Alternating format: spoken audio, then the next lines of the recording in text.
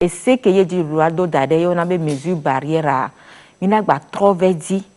nous qu'est-ce les VVD d'obé mia wodo nebe esse audio kudo mila ba trop ingo do me vitukure et donc on a be coronavirus ade et donc en kume yo le ko khonele amen vigboro Jessica we doa de natono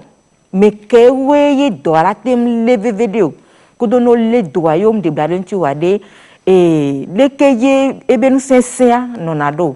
kwa otroya mi gba pe mi me dokita ganve que we ola de menami lo mi le do akpena mi do mi abe etododo ota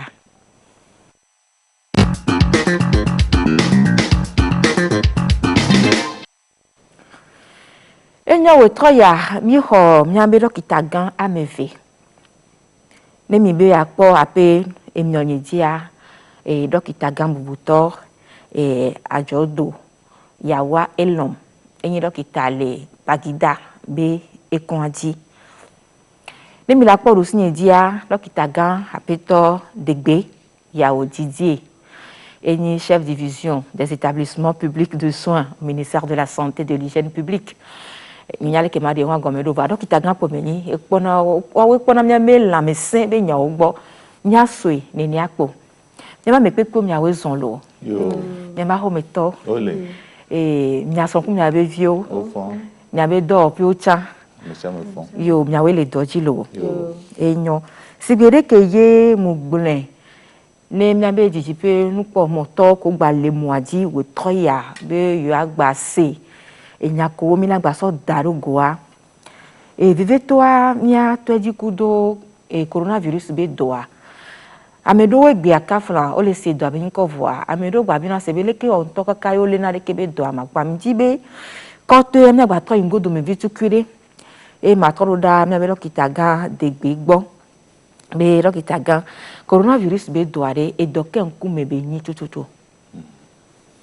ta la pe mi abno be coronavirus a ele doko emi yona be edole la amegboa o mebele elenvide henado avana elenviwa ni la merenchia onoro le miro la wo ni lewe owa lenviwa me se mi la te kwefa ne do la me na mi kwa la te ne do avami ambo enyo le kebe do ade edobe ni le leopoa amela kuzedeka muni be ne leopo amela kuzedeka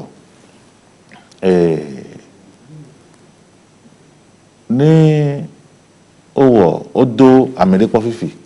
bo o le ji edole le won le gbo a no po lenvie la me agbo a ni le ba me la te no nyore ke ma je do antochon fo lenvie le gbo ki ngbo e amedo wa lenvie le gbo a ela je do a ne no le ni be do a de defion ko zena de defion na me anti enyo dokita elom alo magbon dokita yawa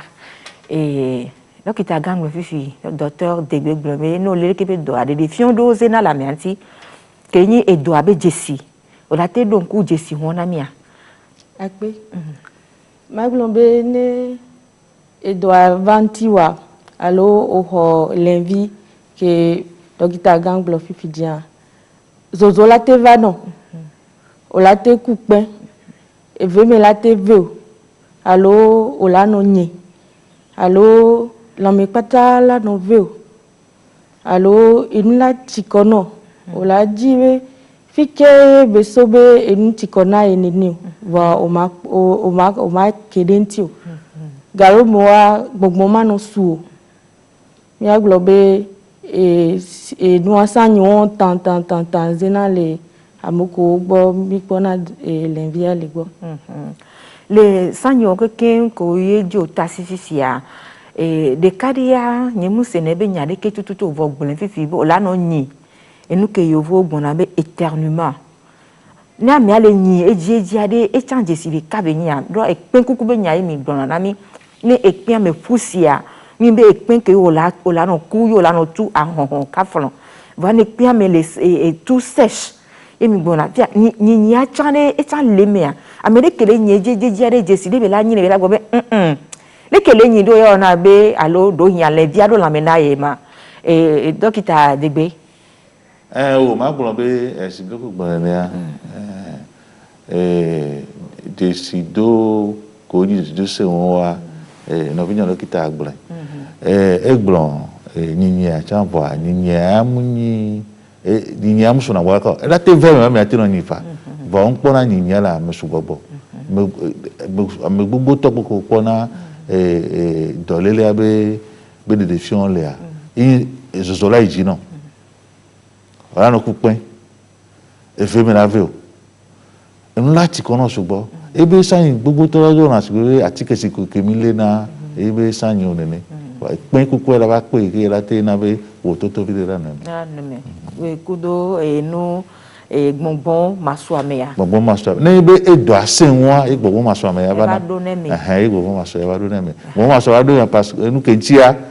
enu a edo a mi ba jofito edo na jofito na me donc ade do jofito na negle gule jofito a gbongbon maso ya ba na okay mi mama de bi onbede oh tata Carole et doya ke va quoi les que doit ou amener ma les que doit le ou amener yo vous d'Amérique coup de temps et doit de nous 5 de donner nous il be le ou amoni no lo kita na me de bio yen be nya lo kola do tinero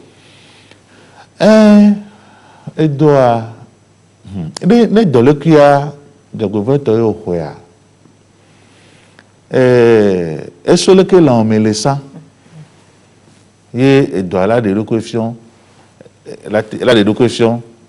dans ma tête on a voilà tes questions dans la scène on enfin les yovo de Amérique OK et doit na me sugbon tile et yovo wa de do po wa o de déciber ameko gbo e do scène on le a ameko be efe yin ko sugbon amedo free blade surtout dit sur les que il y en avait personnes à risque ou personnes âgées personnes âgées ou les personnes à risque personnes âgées ou âge avancé à et noir de cas décider de cas ne ameko gbodo asena ole et ameko chan e dobu le wanti ko ni dono na menti klololo ti bi dokane ni o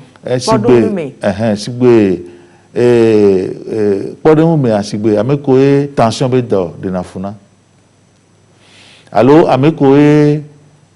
adido vivi be do na façon be diabète de na funa donc ameko nti do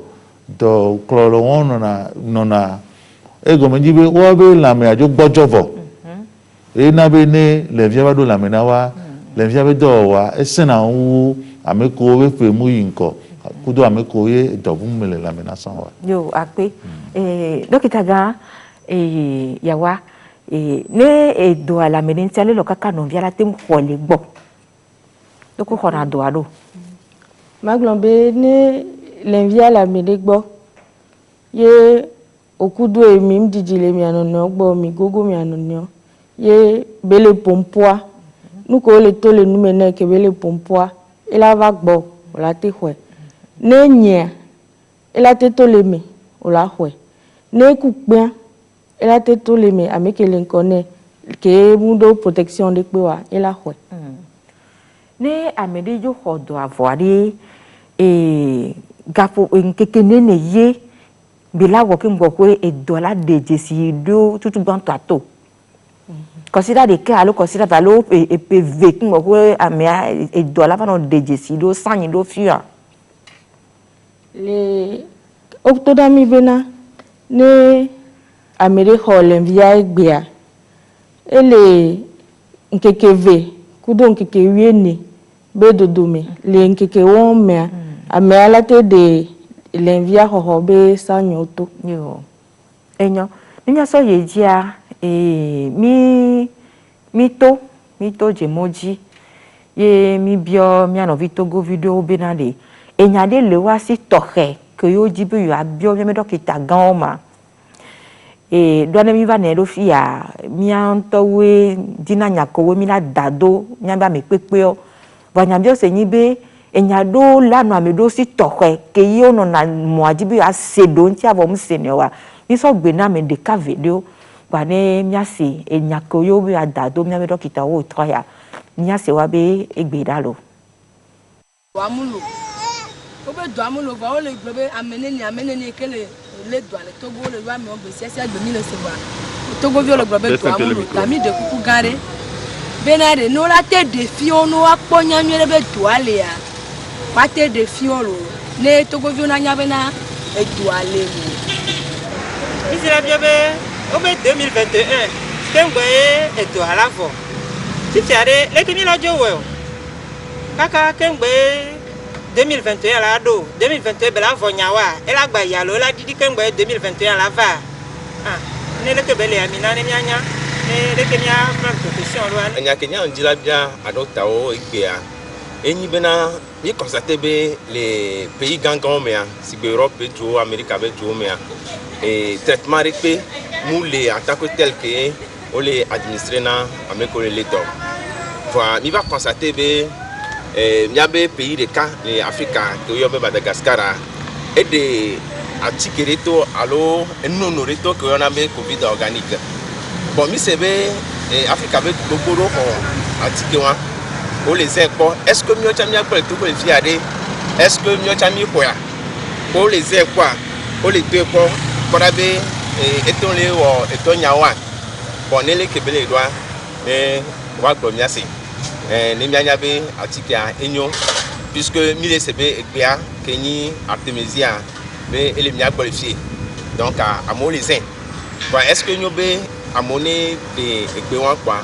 onto olazin do wa do krisi alo lekeo donc ne adoktawa ne wa akonu menami ne mianya lekebele do que la dia so nyave autorité gagner on est décentralisé mobile c'est amere maintenant les qui bakita fisia on a fait la makaka mide alors le directeur à la fête on a fait donc nan mas de on est so on dit les cas et tomber on va mettre équipe médicale de que là on fonctionne on a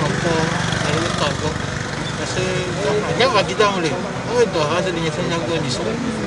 quand on a les bas de photo autochtone il y a des nari on mettre équipe aujourd'hui canton le doit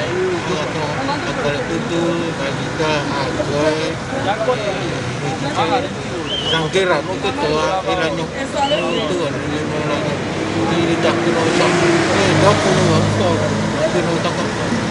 todo el kashne dodoa nkwebe ye kwe enuke la anabe edole abatun a didi poto enchia mi kontate bele etu amia amegbogoa omdo kashno donc il est bien to digwa sibe wato wo ni afodedede ama kashne na ameke o mton le pleo les villes be ko reculer o si bien donc comme on asiome kwa fido ke ikwebe amuto le chon kashne wa bon il a ton a webe digwa baton to amonti et yo chawa ton ado kashne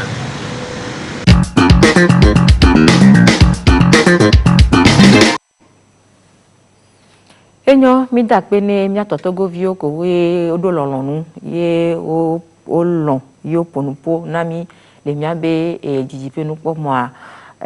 ji dokita ajoda mi se fofo vide gon fi be bagida yele ye kemi to de kebe wona jia kemle jadu ke sofion to go du ko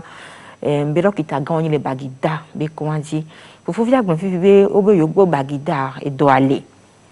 ye nti ayo le di so jirudu agbo be wa so mia dokita dio wa so do canton de bagida be dokita kondo ji ne enu wa ne wa no zon do nu doko po susu ado akpe maglombe les bagida be konji kudo canton de bagida mais équipe le collé odo vo o ne okpo amede ye okpo l'enviane équipe le ko ina terrain dit la veille que mi on a bien investigation la woman le miasi que mi dola ho enyo enyaoso ame agbola nglondi dilaji amoko kekem dogo kudwe amoko kekem le fi kebelia mi jina nu kekem ne amedebe ya biominya alo ya kpomide coronavirus be nyantia evana kwandi mi donago ye ne ola suivre alo ola nokpo ameko gogo amerike kale okpo l'enviana ya moko klenti ke mi ho de o ma me wa nokpo kakaka wa va o test adanwa équipe le ke ona don voa ne be amede le amoko le doa be wa sika odo miagboa npo do niveau mi do chance be lo même didile miagbo donc mi ave malade o ina lo me voa et government kudo committee ko le po corona be nyagboa o le buta me 20 be yo awe be et prise en charge alo amegbo popo ne sole amesi amegbo nene agbe ate gbonjale aso so pe pa aso pe yake eno vi nyagba nyake lo gba le me mbe ma gbon so pe be le préfecture patamea ko so kumia be district sanitaire wa sidike no vi nyagba nenia candidat autorole que o formé o le wa nebe do aso di ameko ye ti e do alele population amia e gomme be de wa ba asika mero ameke ti do ale ya me ajo je do abo asika ro konjia hian no mero ke ngbo ya mo na to nebe konji donc amate sika neba mo do kono pejo wa nu ke nyu afia le mi ojo me yin be ke nu atojia no po dono le kaka to go be titi na file pe chan lo ami fi ora ko e wala be ne ba CHR lo me komi kegebe konji bo fi angba le nenu les régions pata CHR pata o do tepe ke no po dono ale région amia wala so ifunu gba yin ka lo mo la so yo former dokita do chon do de kebe do antiko yo former dokita ko le keye wala no po ne ba mi o do antiko wa chon le yo akpene mi aben comme de dio we troya nya to go vile le bio sebede atikede ke yo po le malgache be joame ye abesa me le gbona be nyade la nyo ade togo chama do le ke ba tikia ne ba DJ do dono chipo alo do hia yo se bi atiki de ni ba tikia woran do bi do wa ze amon le gbon de manyo be to go chama we a de ke mi ko so de ke be ya bianti do covid organique be nya ke mi lese le nous me be atikia Madagascar be atikia to o le zena mo le fun mi se chambe Africa be judo o le bio ne neba tikia we yo cha ya zen le yo gbo le mianto ma ministère afia nya muse o gbona mi officiel ma be o tatika zan le don no gbo wa réseau gbo be o ba tikia ba Togo donc yumnyanya gobire mate aglo scientifique nuke nyoa ya ekwe nyibe nengba ni covid organique yo les gens chon wa nyabe konjia o les antikene nyabe dono yo le port haya nuke la de jona me kafla to gbo be america recall le dencha amegugu to wa o le port haya o le akome donc nya ke doji jona mi nya be na miro yo miagba no me Togo vi ke biore ke be nya e gba le gbon be ati keke yo po le malgache be Artemisia plante de egbede e do dagbere ona be artemisia yo so obo so wo ade artemisia won ele mi be togo ba ni gban jere e do hin ale la te va fe me be yo nto yo la te nu de ke be gbe afa artemisia enu ke yam nya lentia atike wa imodena enule so wona atike sibe atike egbe won ton atike sibe atike o le zanfifi dérivé à base d'artémiside voilà ne le wododo covid-19 dia mi aro kitamni kengbe ma plombe kengbe ma karajibe lo odoa o zen la fide e wo be provoquer ken yo gboro mi ken mi se en ponyo mi akigba nti se yin be ne edo laje kengbo la santike aro no mu je do yo be je santike a pa yo da gboro be yan be atike ale odo na wa est-ce que o amole zen Madagascar re o donne au les uns là alors va mais ça nous la population mais donc enyaon ye bon mi la sekin gbo mi la te gbo be amore no ni amon gba no donc pour le moment nya Afrique nya le vifia npo be toi mi jaba dasieji nu ko be mi awo ni mi gbale elenvio wa funu mi sura no wa mi suma ka na mi jole nu gbe po abe donc mi le protéger vo mi ajo gbe mesure ko o be mi no wo ni mi gbale elenvio wa mi abe suma ka funu mi ajo bale elenvia ela ni enu kera de funa mi yo akpe dokita ajodo amere mi no vire ka ele bio sebe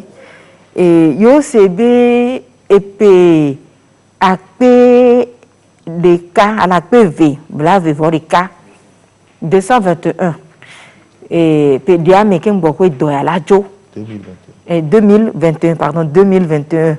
Kimboko Doya Elajo Nyanya we maleke milado nchina yoroma nene le sewa we doya na ni kamina gba jepe diame leko Elajo oroma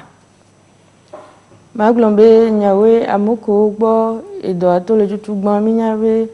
Chine beto le va to evoze kaka va gba mi agbo la Africa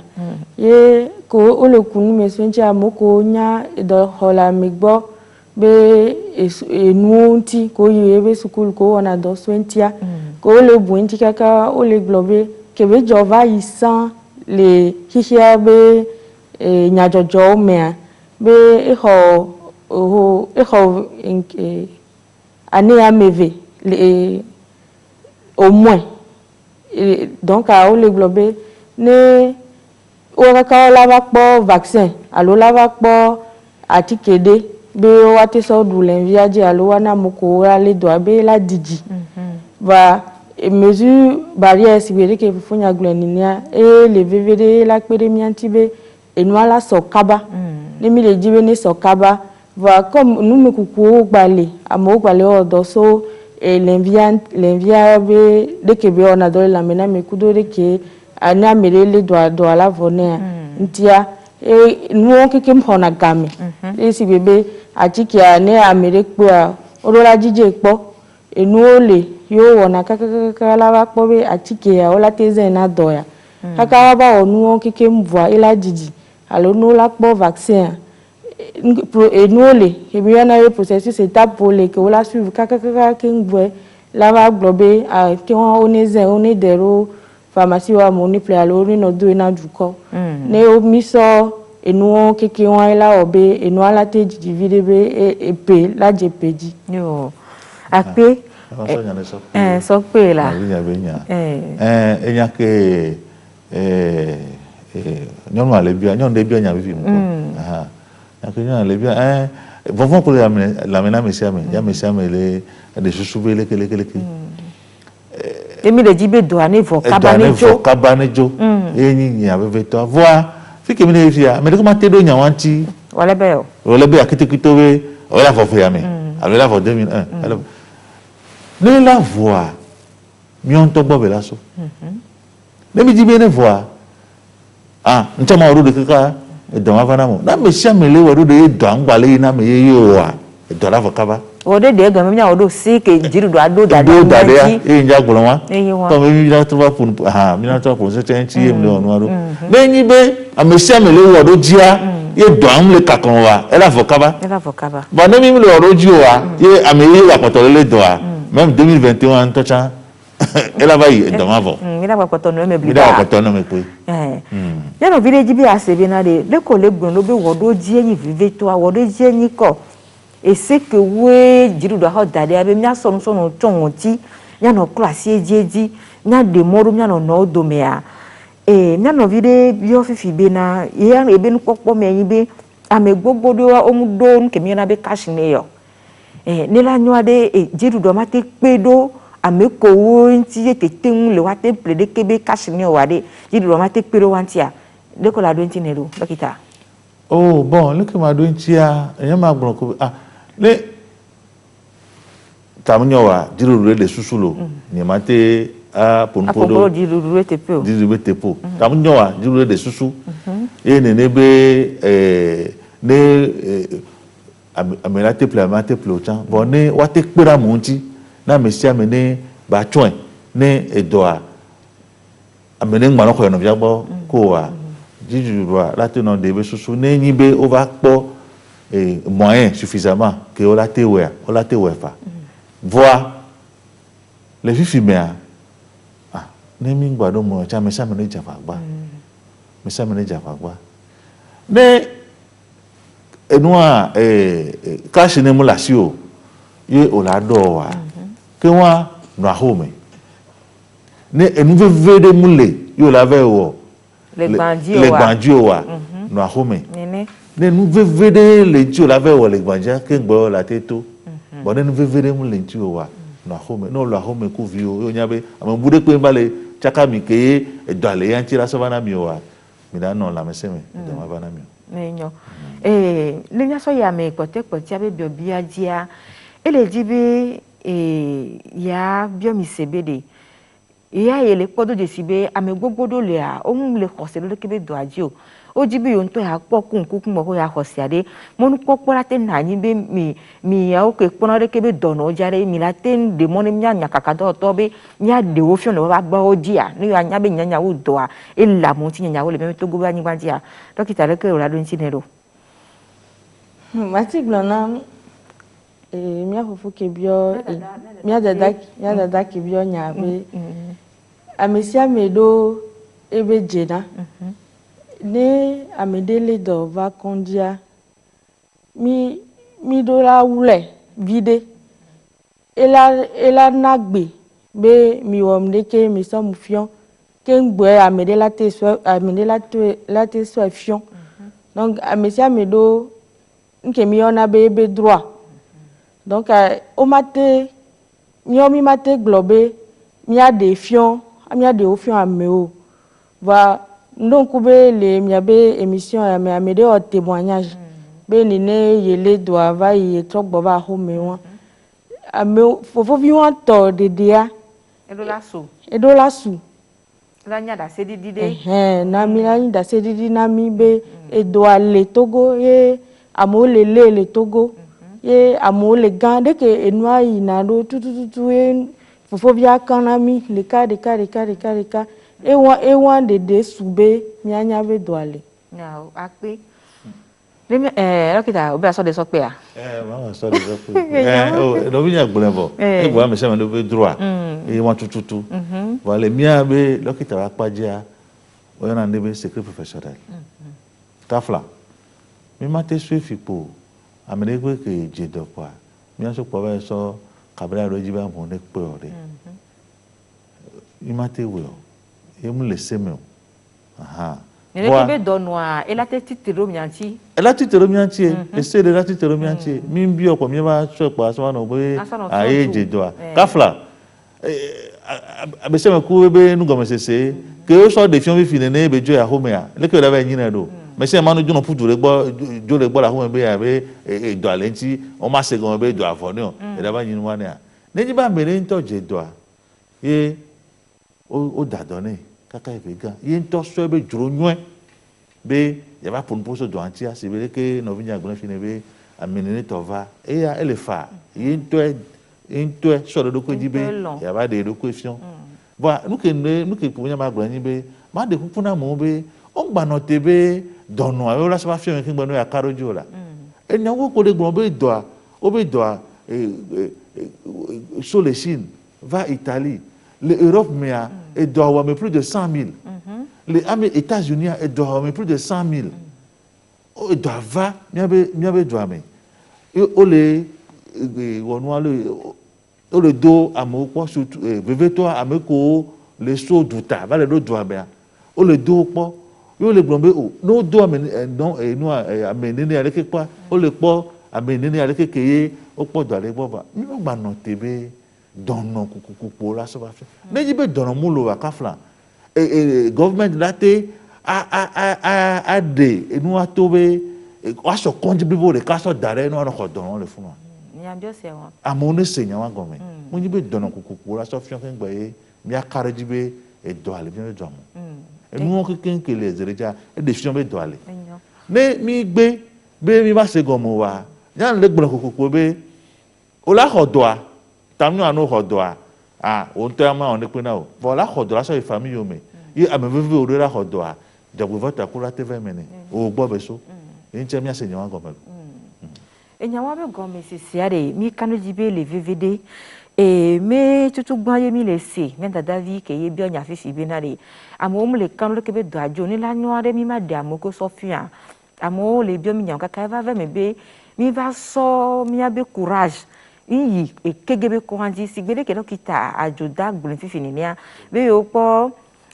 ajodo gbulun fifi ni nia kaflan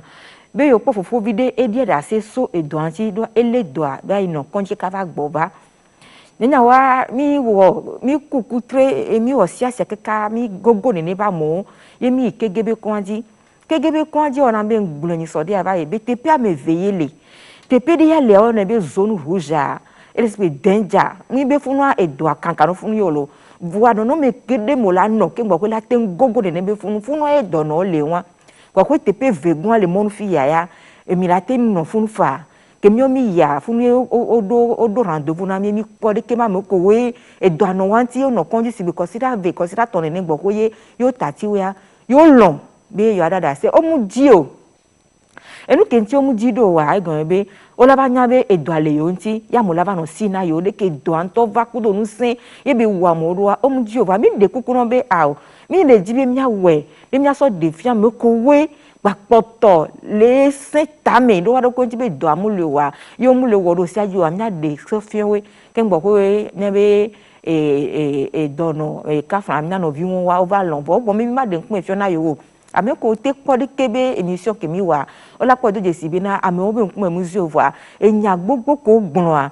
po dokita o gbon wa esu ni nya so nya be de kebe do a ele dokita gagba gbo fifi be degbe gbagbo fifi be mu hian to cha mi ra po kunku po mi aka loji o mi mi na po do no ke ngbo ko mi oro se odia ke wa ele se mi le bu e mo popo ni nipa mi o ame me do dasia mi kan je mi le we mi na papoto no yezi no keye kasi jina yo nya be do ya le enya ko le gbon ya ro dia elani enu adagbe no nya me la me sin be nyon kumya ku agbe latia mi kanu ji be eye ko nti ejirudoa ele hun do le mia so yi mia be ono dia mi dogo mia fofo de chan esin vidia me ga ho meye oyo ne be pastor ka fami nya be edo church yo lo pastor po yo ne wa mi bien enu me kukudo so kudo de kebe doke va togo mani gbaji le kebe ku edo nya ko ele sibe la gbon so de kebe edo ancho wa de nya do na mi tan nya se yebe nu me be odalo ape tu me viwa que le to pour yebe o le gobe dorito le corona virus to kan do ko yesu be gamea o ka yesu wa amre no yebe do so bio de alko yo disciple wa nka o de ka be no bo yesu fo eku etrofo yesu fo nto tutu ya pe ni pe ya po ba bi bawo ya halo bi ton me ni ya hose eyin gbebe do kele to ya o le plan sese pa mo le se ya pupo de ni bo gbe on toji oro apo de me van ke la nyo be sibeji fo po mo ne ya nya docteur ko le do wa ola pe ne ma mo alo sa di nya di pe po mo to mo ko na télévision la TV TV la télévision to ne fifi ya ola yi sa ifun aso be mo ola yi ne be do pe ya ko lo fun loko le à l'œuvre à loko le droit le fun dans ko le fun ola do ne mo sofion le ko le pour la movaro le ko le de amo le fion ku to la ko di sibe o ko me o le kuna ke mu tonto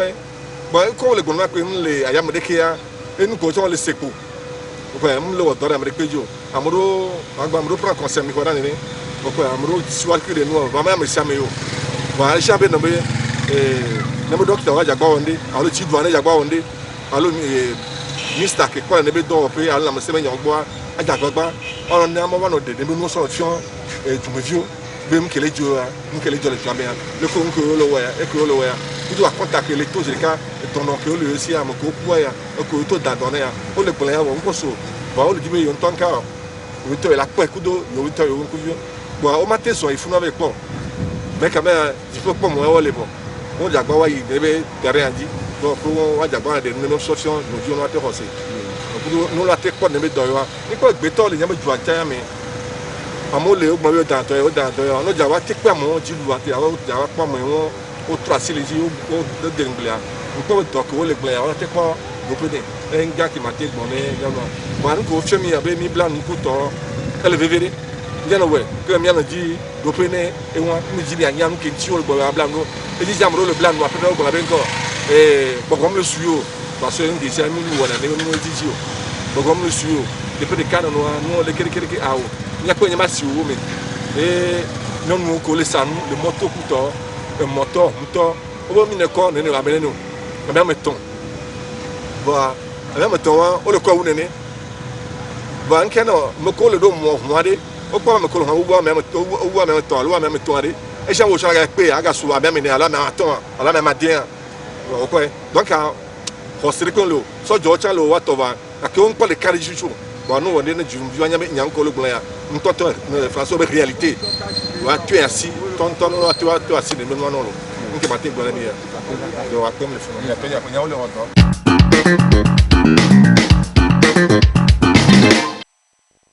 dokita ajodo neko ose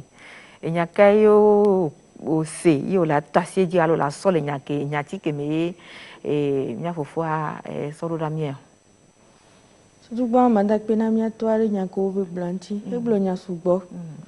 ke o le vevere dam le nya ke we blo me ni be bin wa no di achi ke be mo alo ka me ke do ala vo be mo be nya ko to na mi be mia so no chongo chi mia no kulwa be mia do veve ni mia wo ye ne amede le we no bia le po e la e chan la va we be ne o nyentia anano bi o chanenya si vede ke mi le wele fi le glonya le sensibilité ke mi le yobe sensibilisation ba me se amene no wene enya mesure barrière obe wa ba kakare to gwa kiki e jojina mle nya ke regulant ni o wa pe dokita gbede onye le ka ke mlele ofonya be nyame a vide kulea ebe ya jo to asi nya ko gboro fifi ne o wa de dono sofia wa o do nti ba ifo be yo ya yo ja pakaka yo yi yo yi kaka yo be po ne be dono mi défiant va mi défiant mi pas dono la baji o va ameko wo to le kwanji voa ya we dia dase so de keye no atoji no ka de ko dado no do o dia dase ameko wo mte po ne be mission wa o la kwa tono gbon be na edo amulo do mu sa me de pe dia dase so de ke be do anti o enyaye wa donc si be ke mi gwen ne avec aka de donation ya la de fubile voa ne be kafla ameko o je doa o tovo na mbo chara wate ana ne wete wani asha lo ke mi oba iwa mi ka te tro na de fiamo na mi ame ko npo se wa te po ya ena inu mi ade inu ke ba joji na ma yin ya veve nto na ma yin be eto asi e se ko ye gouvernement de to be me se me no wo roji ne do angba no kakawa eyin nya veve to nya achon kashini eyin nya veve egbre we ora po enua government de setue be ehumea ne hwan san place a amene ne kra no hwan me a ogbre ne bus ya 9 places 12 places 15 places ya amene ne kra no me ogbre voilà si vede che egbre ne anu ka mi le po omle waro se wa amole waro se wanjo amo ojo po ne ojo chon cash ne apa yo ogbon bere no wa chon cash ne acha re e mode de keira no mia domia ele vevede mode de keira no mia domia ele vevede amone no javagba no wado waji e won kin charo dua era na be protection yenya ke manjo gun lore ya be gangba ba era na be e pa tonton do mi aroko ala seun yemi ma hodo aha obe nya chon kashine asikoklo eji kafla no ola kupe asibele ki mi gbe fi ne a amedo le a do le kira telon la menova o le jedo no po ne ma me mojia o mate nya me do le nti o aha donc on to chon le fia nebe do le kira la menon voa e o le dessin de peto wa o manya me le nti o nti do go be no o be akupe do abo rigome allo kupe do noa takuvi que ni homa tome no go kupe no me pa aji enua gbelonu aso 2 mesereka nebe maso da na mo ba so ya nebe do le kere me do le kere ba yi ne ba me chango enyo akpe enya le viviri enya won le viviri nle gbule gomeje jabe kemi to de kebe ona jabe o to ya be ona to ya mi jibe mi atasi enu keye o le yobe mesure allo mesure barrière à protection wa ke la na mi matem le kebe do mi ato asi jibebede enu chonu asi class a classe alors kokolo e mode de mi anono do mi ele viviri wa so ye wan dia amedo biom bia do on chame masova na mi be ame pepe o to ya dokita mi ato no dokita egbedegbo amede le bio be cash ne ya de hia be ni mi la ho me chan nya no twen a alo ni mi ya to jemoja ko mo mi la twen ma o cash ne ya kafla no la ho me ku family o nya be yo to de le edamle yo nti o wa on hia godogodo be achon cash donc ari go me ojo le vone on to kafla mi ko so mi da ho me fi kwa cash na me ko ya yo no continuellement mi la ho me mi on do me e domle bianchi wa nanto mi le famille mi a on hia godogodo bi na chon cash na la ho mo de vone mi la to ajemoji avai chakuda me bure ya ko pa hia be cash de wa no mena mi enyo matova mi da go amele le bio sebede cash ne ya mi atati ke ye ke mi omi chon ya ke ye hia be te nyane le simo mi ne mi chon ka popore kwa mi la de dadea me nya ye le gbon ke ye o wo kuda fo ari ela te va me be ni no vi o de chon so dadea de yi o chon la tem pate so cash ni wala gba ho chon ma na me de zen wo ho la gba ki to zen a mi mate me kudo mi anono o sigbele podo wi me no ami le ya fide yo ron be to wa no vi wa ya ameve le si wa exam me keke wa de kalni reserve le no ame apete me ni mu nkonyo era tem passer ni no vi abe ba so chon a o mate passer ni mate passer ni on kentia vonya gule fifi jembe e do ala te no amedenti ka me amanyo ele sigbe nke mi ona be enu individuel amesia me la do to head ne to la homi mlombe cash ne nya enyem se ma troyi ma idi allo makpo pharmacie allo afire ko makpo pharmacie ma di e ya deke parce que o le sale moto kudo avant toi nyemunya de ka me ale do kin gbe emple ne mplia mdola nya akwe aso do javel me anye avali kin gbe lazen donc ne mlombe a ma jagbagba ma di e ya deke allo ma tro ya home m'avait dit Tony qui m'blé d'adia. Enyo akpi. Dokita, gbede mbede ejedia o wana konta nami sokudo situation leke doa le sondo amenene nchugba kwelo amenene ho kaya po kaya kafla amenene va den wa e sokudo gbe ade minatemse akontade eso miagboa akpe. Oh, miate soba kontale mi amesa benya fi be peut-être amesa munyo ba mi agbon be gbese agbe a o do na kontato amenene gbo amenene odopo lenkeke abon amenene gbo opo edolekualo o do na konta wa to gbese agbe ba o tro me o do na to nka go yin be egbe ba konta e an poto bo le soben keke mea soben keke ba konta e so blora gbe ke ba ya le togo keke wa odo agbeto alofa meni blaton vove yo dopo le soben keke ame le amon keke mea opo elenvia le ame amaton gbo ame amaton owe abe fe o le ame ke be pe mu isu abe ke be fe igome wa edo fe weton ame ke be fe iji wa edo fe blane vove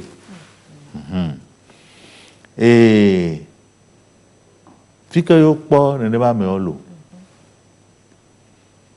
Opa America le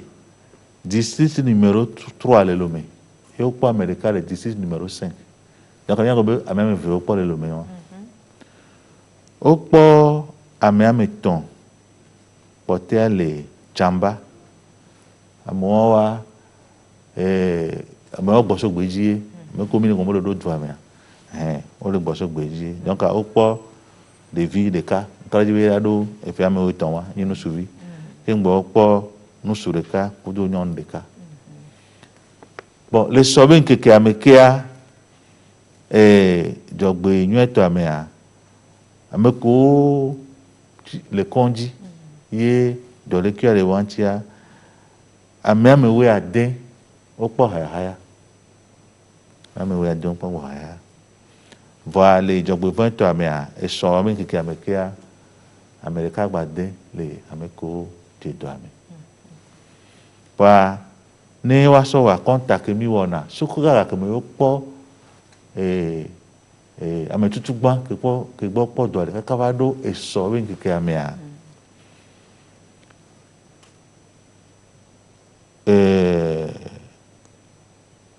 o le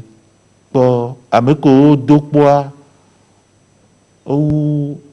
ame a pe we André o ame a pe we André le wa me a agbeto alofa meton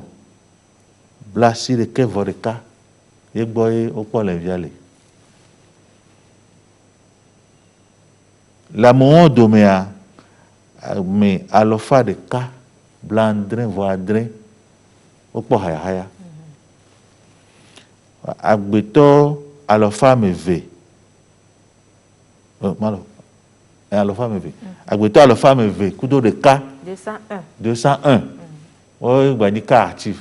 c'est-à-dire que e ko ni ameko ti edo ale o je dovo alo elenvia le wa gbo mu je do wa amon keke wa o le agbeto alofa me ve ku de ka e si we ken gbe ni a e suka ka me do atoejia ame weton e kule ya be don o me enyo miano do babade na ameko we ba me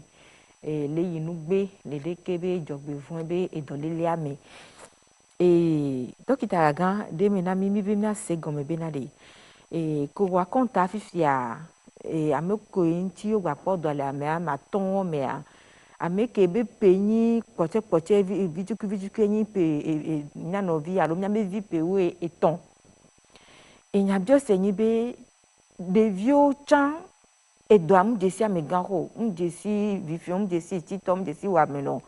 Les kémiens ou yé, mais là ton pas d'eau de vieux ou. Vivez toi des vies que la non mais c'est des vieux la non chant et si vous triton néné au va d'un alors PVV au va bien des vieux on va des non mais qu'est mais yé la tem ton pas d'eau le et nous que mi le cache ni a des vieux chant des mi la no chon na we ya les que mi de et noir des ko bon et conseil quel est et mi la tena et vino di là-haut.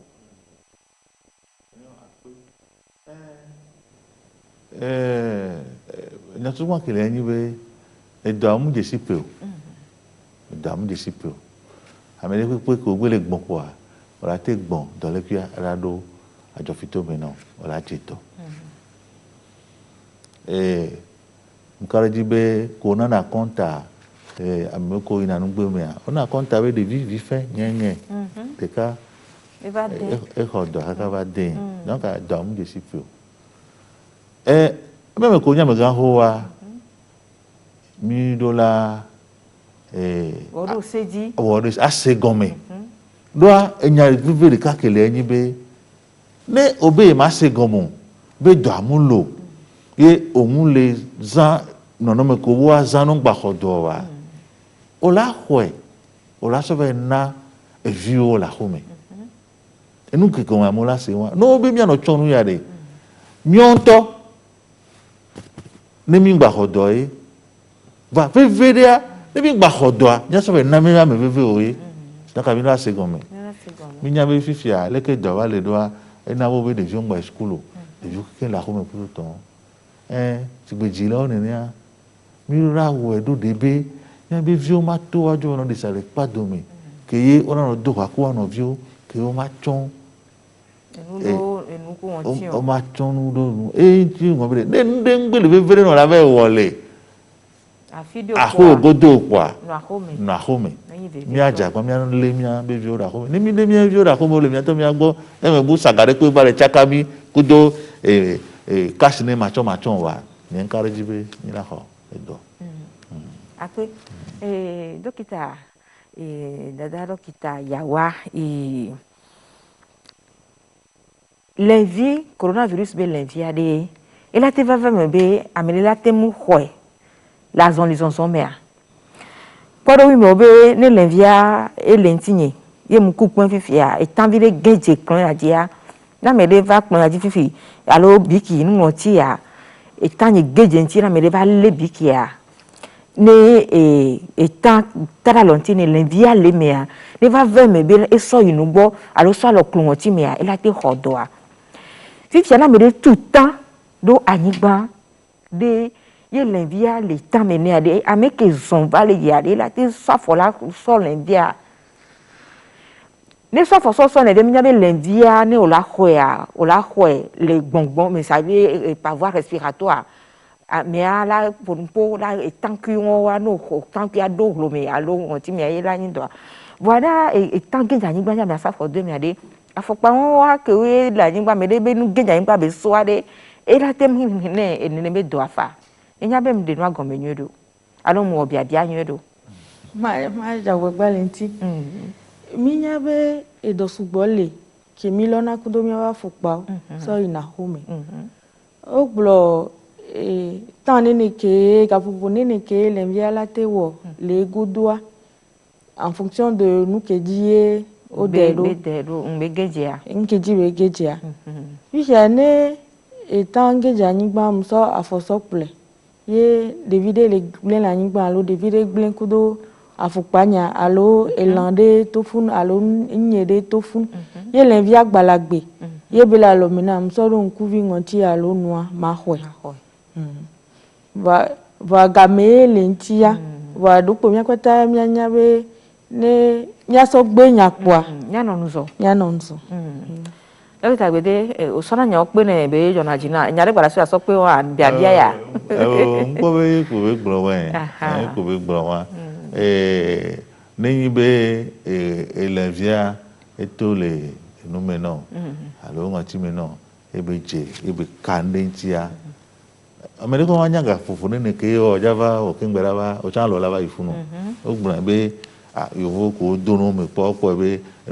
en fonction de nous que jibe jia ebe ga fufu ele vira no agbe bo nyanga ke me ma je funu yo chan lo la ba tori donc na mina onwa midora ano klalo mi aja wa mi anu sansan wa ne yinu individuel na mi anu san ne mi nya mi be la me do me a enu wan ti o gbron be mo de do anu mi adomi imana iku no wa na iku gbe fi ya me de be nu ara be ati kasinti ne mo le mi adomi a yen kala jibe enu ko kon to la san la ni to so si we ke mi gbron ne d'abord a o gbron be le azoli muezonzon me a munyo ba no tuta ko rafiri ko pore oya mi so do ko jibe munyi no nyo mi awo munya mbo mi no tuta rafiri ko be tuta rafiri via ke mi le gbe ke do mi nya de me ke amene ba fo pa so vi fia o be do ko mi zereka de David ngengera ni wa le gbe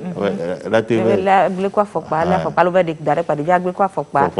so la fo pa ko so wa yinu gbo pa de ja hodo a amene mi nya no la hodo ke de ja hodo a ko amene mi yo ke ya ho la fa mi aha no mi le blon be wito ya vivi to mi agbato asi do adi do abi eso mi agbo be mi agba poto ana tegbe do nu ke mi le yo be mesure barrière adi ame subo mu le ro seji o ya mi ato nya wo ni mi no ame subo mu le ro se adi o ame do so do ake so le do gbegbele mi wa jiru do abe avun ke be le drin ne edumevio ne edwangba kankan wa mi do la ase mi abe pepe do ke mi la na jiru mi ase etonu ne mi awodo esia oji wa jiru abi dio so mi agbo mi ame kowe wona de kebe wona wa mi no tegbe do enwa ya ji ele bebe pe la te na ye mi la te du de kebe edo aji mi ma no tebe do baba le mi gbo wa koko mi konji o ni so fofo vi le to na be o edo ya se nji be ya le lo be yo enya ke yo ale do ya be nke se be yo le kwanji a hotel ndudu o le funu to e fata o la pogbo fata du nu fata hotel me no chan e a donc climatisation me yen be na yo la ji bi ale do ya o busu nya ko le gbon yo nyagbo mi gbon wa so doje gbo aso onu kokwe voa vevie to enyi be nya o do seji pa mi ase mi na video be nu megbe o chon o da si doji be eseji wo wa le vevede si we de ko gbon na be torodoa enyo uvosa mi ase wa be nu megbe da lo Ase oin gana si. Enya kukara koko akoto. Eno kikiwa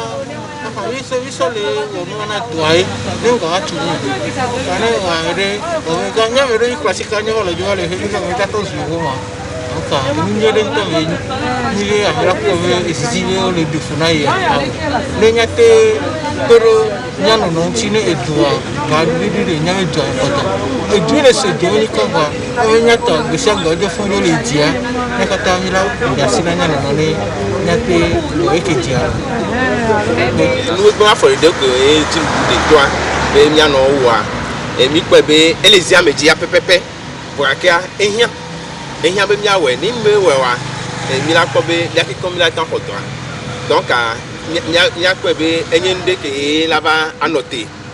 zande ne be to be mi ki ko mi le respecter mesure barrière au quoi mi karo di be ka ba do kare me ya e doa magba na yin kwa yin le respecter be ezimiaji donc mi to le respiro mi to le ko donc e kashne ke mi so chonga tia nyano de allo asikokla nyano didiji kotwa e bon la obe nyato wa kotwa facilement donc nyam kwebe e habe nya respecter no no mewo e to lelia e ba atun anobi dodo potio kekeme asikoklo ko achon kashine o anyu nya nyam le d'accord ne be yate à protéger côté on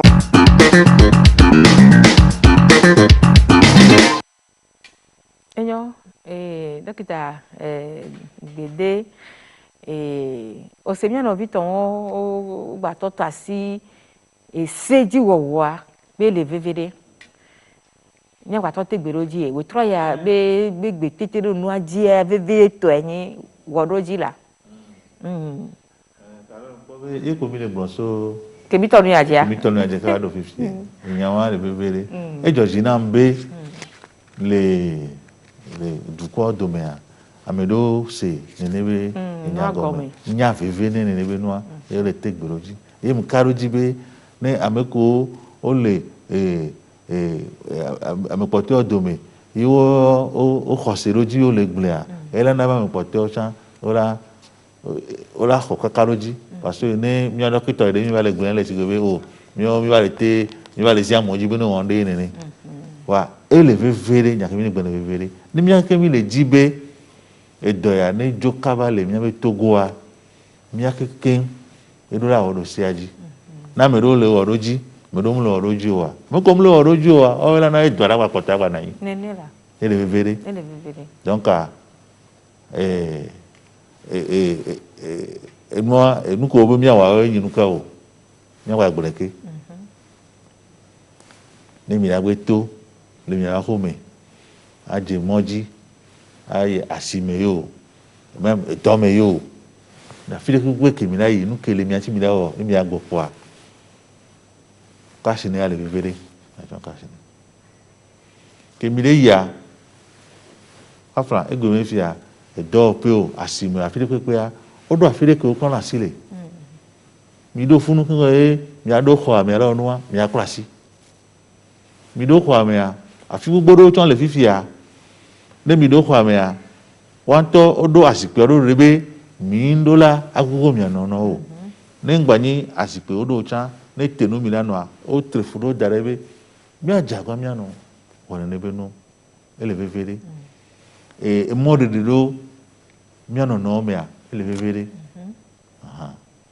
gbasɔ ye wa dzia mi gblɔ ekpe kuku tɔ ya vɔ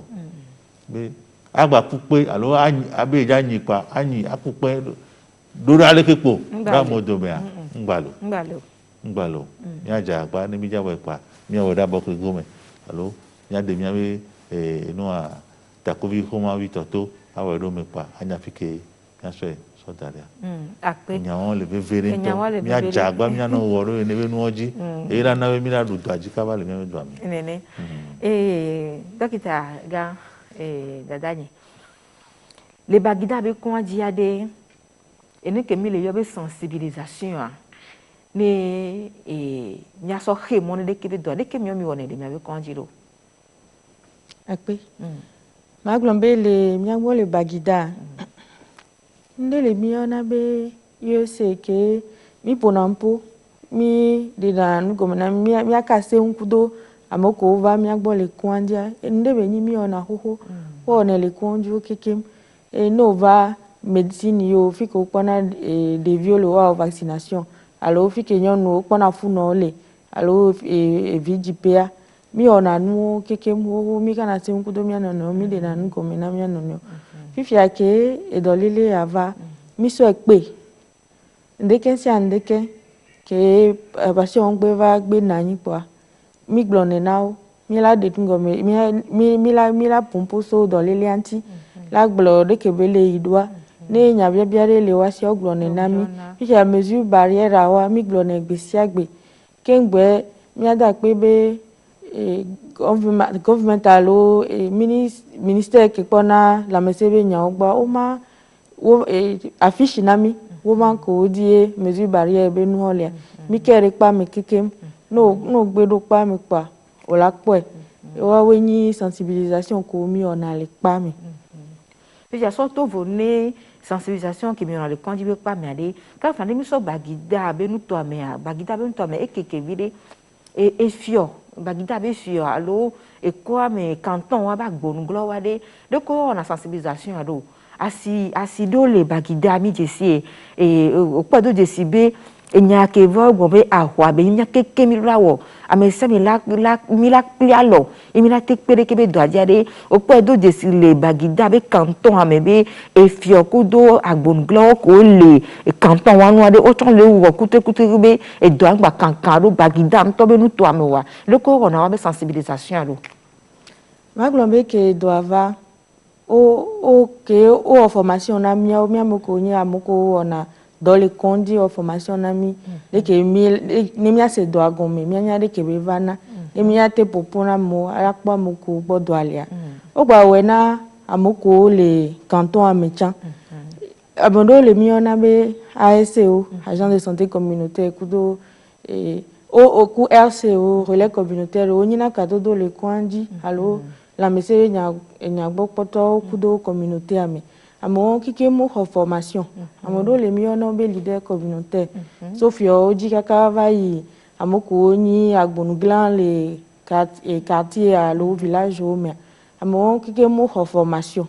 ye odo sensibilisation be programme de anike amesia me yina amesia me no ola gblena moko le tututu no e de move o so na megaphone o so na ehun hano disa ano pompo kengbe mi aucha mi na communauté ame mi on activité ina communauté ame edi deke mi wala do ko na be porte à porte allo mi na si mi ya sime milate asime milate foga milate nawa foga be do ye ava bien pompo mi ava pompo se ti milate yi ne efio obo ne efio do wa be takpepe ya milai la globe do ye ya deke be le ya de mesure barrière o mi ano di takuvira no tongonti mi vérifier na be est-ce que les ménages de pepe allo les ahore pepe me allo assumé alors les filles à mon bon aller dispositif de lavage des mains là est-ce que amédeni responsable qu'on avait à dire le fou et si le demain mi vérifier na non kiki et mi ada bébé o ma so dispositif de lavage des mains nami et mi ada ro fike à mon bon aller ye amoko ni chef de village alors amekeni responsable na assis mi da les dispositifs de lavage des mains de wakbo be ne suna o ne amesia me va o ya do asia me akula lo no ya to la asia me akula lo nenyo dokita ga kele mia me no suri kanu sukale kele mia me to ya za ya me e do ya ke va mi o mi ni dokita voane mi dole mi ba home ba ko mi aba do mi abe do pe wale enu ke yo pona le ejuami alo le jumi vi ogbo ke yin nu mu fion yo ji bi ataseji za me na we o bi adenose nde alo po be o amesia me wona do wona mesure barrière wa ni ya tonton no amesia me de jemoja o npa me de ke npopo ni ale nu ni pa wa comportement ka we o pona ala me do gba bonara fi de tukututo be zegbo anu wora gba ba do bo no po bol ko sila gbe o la gba doto anu no aha do o mtu baro wo baro gba le odo ke won boîte de mise en meto po o tu va si o gba huna ehun nka Jessica yo po yo jibe ya exam me ya de dogo ni ya so na ya so fotoro na mi abe ameko le po mi wetro yo ele menya obe sibele ke mi le gbo be amedo nyamnya be omle karo do anti yinti lo alo le cover ele menya obe no to moji vale ya ona dora no po ora so po do jisibe le sigba mo omle karo nya ko le blanji onene mu ngbronde be fifi ora po mo le hume ngbabe ama government gbron amene ne kra no ho no ahun de ko ya ne ba nyang po de sibe ameko no no abe hu personnel o me a o pe de respecter ene benu ono po taxi gbogbo to me a leke po do na mo ro hu me sa e ko la ko ora da mo ro hu me musu ora ba bla ngbare po ene benu e de na funenya e motoro wa la fido wa o gwa dona si ba me toro monji anon gbodo no wa no yi ya mpo benu wa era na be avuke mi le wa mi la gbajo no yi gbodo mi mi na gbajo no yi gbodo mi do an gbon be ni mi akeke mi mu ko wa o ni mi akeke mi le we wa me ko mu le we wa o le don mi gbodo mi parce que no mu le we wa e dora va gbo e don wa jo ka bo donc enuo ne yam le modia enuo ve won yang po de na funa iwa pona cha no ba sigbele asiye vivi agba siye vivi ya le sen pona sa beno na hunya lo de na funa mto ona be va nyumnya le kimina wa ya do mama de chan yom spécialement ne agba siye be nyawa nyumnya le kimina awo ala wa ya do nyane gouvernement ba abutama swenti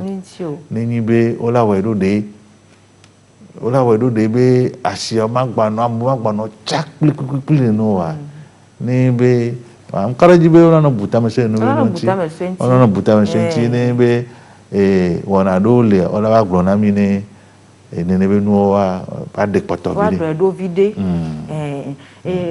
dokita gan yawa nke wo pona le doya be vava mele mi abi togo mangba dia no je mo dia re nko po do na desi ke mi nu nwe ke ye le la na jiru do abe kutre kuku kebe le kuwa mi akeke mi akpota ne le kebe do be nya maglombe enwa meve ye mpona ye zembe ne mimle doto tutu gba cash ne ave chonchon ami sugbo mu chonne ye garo mo ne mi tua mi la de dara glagome alo la le da lo mi ne obio ame abe ebe abodo le om chonne no obio ebe cash ne de me la be la pete mi cash ne be machon kudo ano manipuler tout le temps ewa nde do dinye tutuwa parce que cash ni ami globe enyinde kele he mona enugbe glen ke lava do miame fifia mi jo lele ça veut dire que mi tuende kia extérieur a ele ho enugbe glen be ngba miagbo ya mvire kwa msalo sole va mjo le hishenu nyen le kula lo nyem do jelo donc le o doit voir nyemu wo ebede nyewa vegan ke mpona enyi de ke mi bona de ke mi abo mi adele mi anono onti tona mi be omo metarika ne glo metarika ba no mi ame ele se una mi na wowo ne no ovale ya la pe amu bona da fi la bona fi alo garo me ola po be ne nyanyo nu mi jaka se nkudo mi anono ne mi tore hihe nu mi chon kashnia mi jaka se un alo la pompo aye ndene amu wona li konjija olava consultation ne ja popuna yo belade alo ne ja do etion le couloir ame ke ja do gbo le kwamia ke belade don la tone be a obe ne tio ke be le pompo aye lese nenyo akpene nyabe nyakomi de dogwa mi kpo be nyabe nyo keke nwa ole tepe do amnya keke mi jumevi yemi vayina mi tona moji mi kpo na nu bo ale ke mi le gbun do a kafla nya be toji no to ko ele gbale kpo mi le si nya be nyo san ya me a e obe mi na chon cash ni a e ba mi la chon no me nu eto aji ne mi atem so ton pado le ke be do a ame ko so do da gragome ala me ko we no tu a kafla ejeje ola so do ho no joy la ho no ho no joy e ka ye mu sen le to gome nyo do wa alo de ke o e gbojo ya nya gbagba ni tonton to ya ina te so abui la te to leka nyori ni romba ina te to mieme le ma te mu so kodo mi le mi gbe tun kwa mi tun so na ga ke mi la ba de ke so dade wa ano nye chenjeji a ele vivide e ke o ko ta vora mi nya no nye ejeji le hunhun ko ke we mi le khodo me a nya no de le ke be ehunhun do kita gbo fifi le mi nye vo nya gba li le mi nye vo mi la gba li eyi veve to wa acho ya hoda gagome ya omtun acho nu agbele won ti dare ya omutun acho won ti agbele nu dare ya omutun acho no je be ponu po va de a ebu hun yin danger do ko de a fifi o de mo le do ko ti wen fi gbon to ja hodo e wa ni mi tun pa ni mi acho mi ase mi no vi de carry ha be nyadio ye be po so de ke be no me anti e de ke ye kafla amomule woro siajo eye na ye edo abale yidile nyabe togo ba nyigba dia egbagbon nya gbogboro so pe mia no vi ke o na be se mi jato wa mi kwa do meto de ka e kunu gomi so kuru le ke be no na o ti na mi lo don toi mi gba won logbo de le don ti o le do ro ko mi gba vale se be na e do gba vale iji le media o ji be do le iji nke na e do gba le iji o nka ji be na e barrière o ke gouvernement proposé na mia et minten les assurer nous et obé nous buto gbalejon donc nous ke miaten wo fifi dien ni bena et obena distance 2 mètres né mi kuno bio mi les distance 2 mètres et mi ano son nous sommes cachiné par exemple et mi ano kolasi et nous quelqu'un élevé veré a dit mi akosi ko a dit a mi adomela quand don viré distance 2 mètres mais comme c'est moi distance viré non mi adomé ne mi sono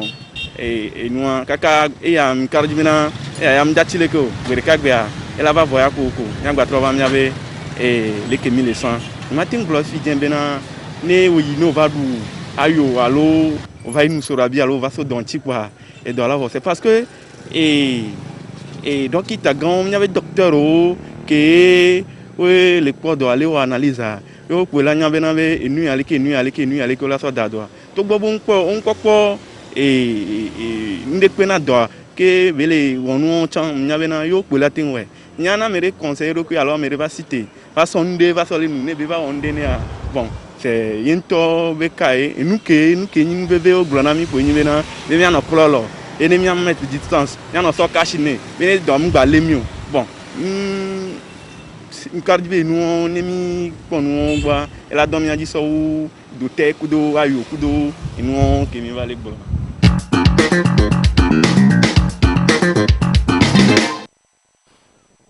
enyo mi dagbe ne mia fofo alo mia novia dokita ga osebenu megbe enyade le kokokoko rata sejia ebe gbon bebere enyi nyako dodo po benyi le onolo asenkakai oh mama ta kwere mi no vize vijato nya ko vekula ya edo dijo na ejo na be ese no gomi ebele jibe ami bocha onote aology enu ke gba georgina le mi a enyi be le gbon be ya me de ko wa te wa na conseil le keke kwa ya be la o enyan wa le vevere mi gba no se nyan pata kwa asoro je jibe a obelekelo obeyan enya ngona ma jijipenu pomo kudo egona radio le jijipenu semo wa aha jijipenu semo kenkrime jume fifi kudo jijipenu pomo nu pomo wa so de kemile ajile ne a ameko o nyanun so eto anti e odo enyako yinya ntonto le do anti ra gbon o le to waji le gbon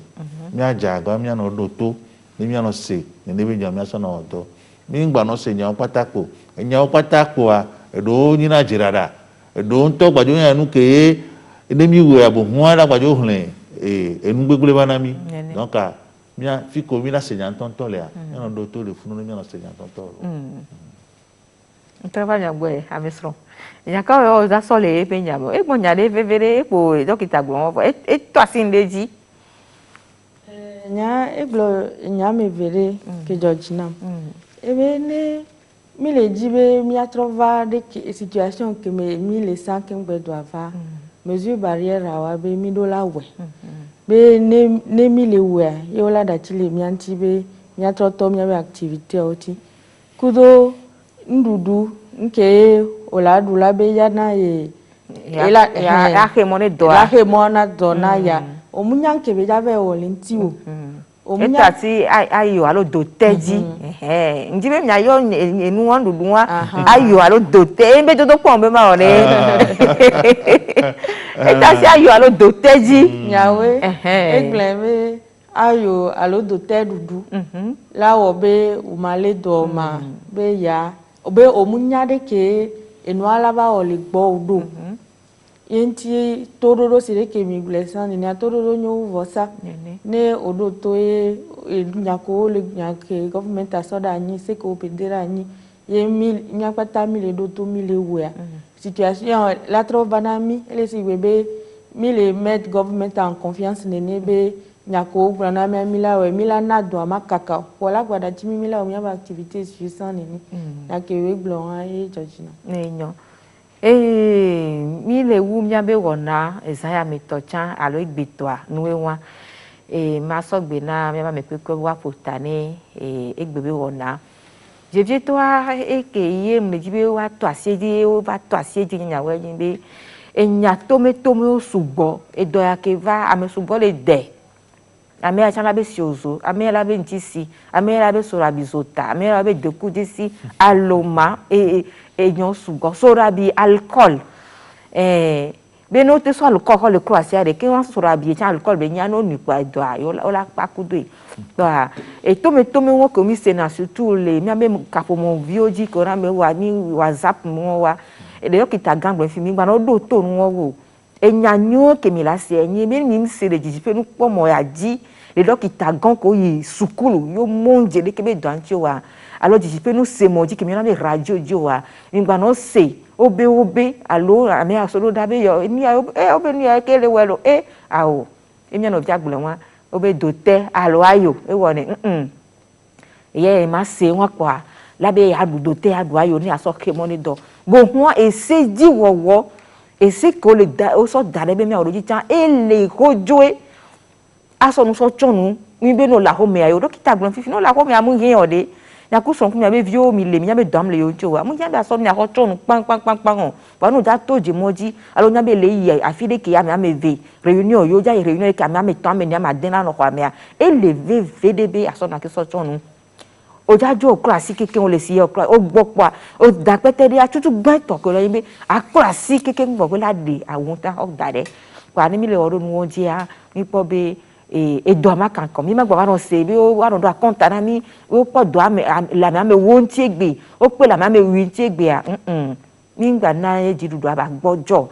jidudu a e ga kebe so do le kebe do be nyon me a esugbo le du me vi o be la me senti ba mi o nya le ke mi akpero wan ti do enyi be mi awo do seji et le simple comme bonjour